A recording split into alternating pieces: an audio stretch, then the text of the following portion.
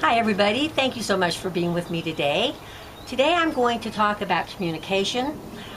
Communication is tricky and it's something that most couples struggle with, and not just couples, also when we're talking with our parents or our children or even sometimes with friends. If it's a highly charged issue, say there's something that they've done that has hurt us or made us feel disrespected or whatever, it's tricky as to how to be able to handle that in a way that's going to bring a good resolution for everybody.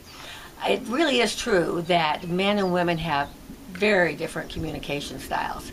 Men really are from Mars, women really are from Venus.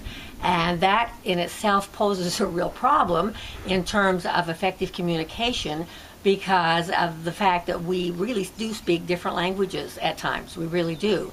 So keeping that in mind, I want to tell you that probably the thing that angers men the most in regards to communication, and I've heard this from literally every man who I've worked with. I will ask them, what are 3 things about women that you really don't like?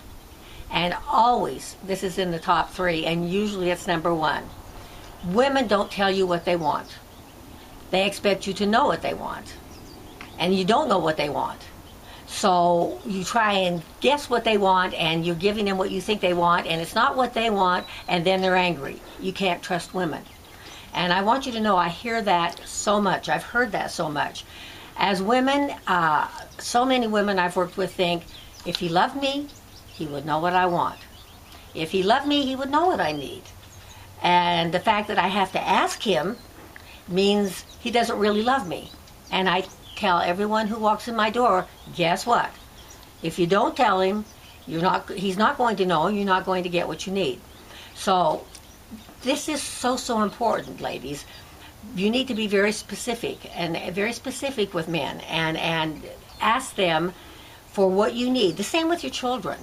All right? The same with your children, to be very, very specific. I'd like to spend more time together.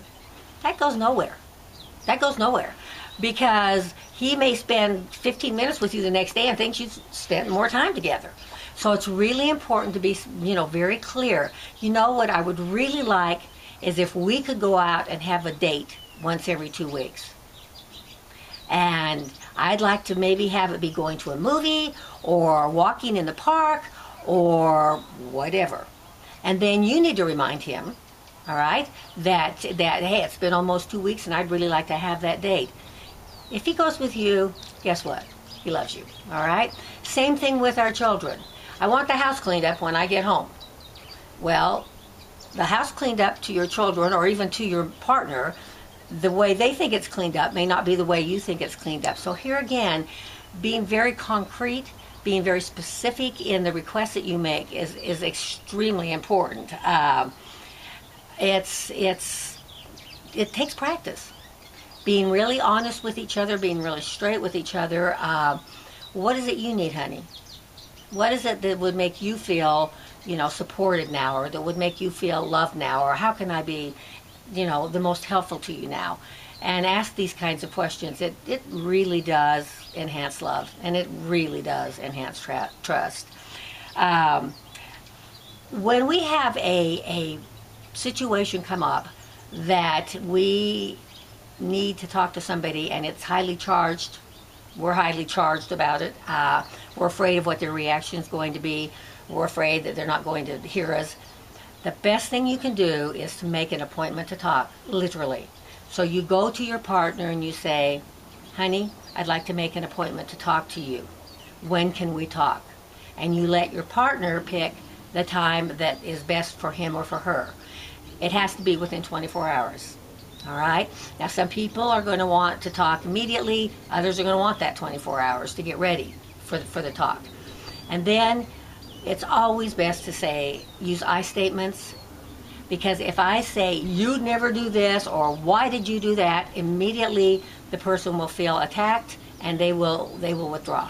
That's just how we are as human beings. So I felt really disrespected when you spent the entire time at the party talking to other women. That's much better than saying, every time we go to the party, any party, I can just count on you to be flirting around with other women. He's not going to hear that last one. He will hear the first one. And what I would really appreciate, here again, asking for what you want, is for you to, whatever it is you want. It's really important to not talk when you're angry. It's really important to come from love, self-love first, and then love and trust of your partner. And that is going to produce far more positive results. I want to end this series with something I learned from my grandma, okay? My grandmother was a very wise woman, and one of the favorite things she used to say is, you get more flies with sugar than you do with vinegar. And you know what? In our relationships with other people, that is so, so true. You don't get much with vinegar. But when we are loving, when we are kind, when we are sweet with the people in our lives, guess what? They want it. They want to make us happy. And it just makes the world a much, much more pleasant place. It makes our relationships much more happy, much more pleasant.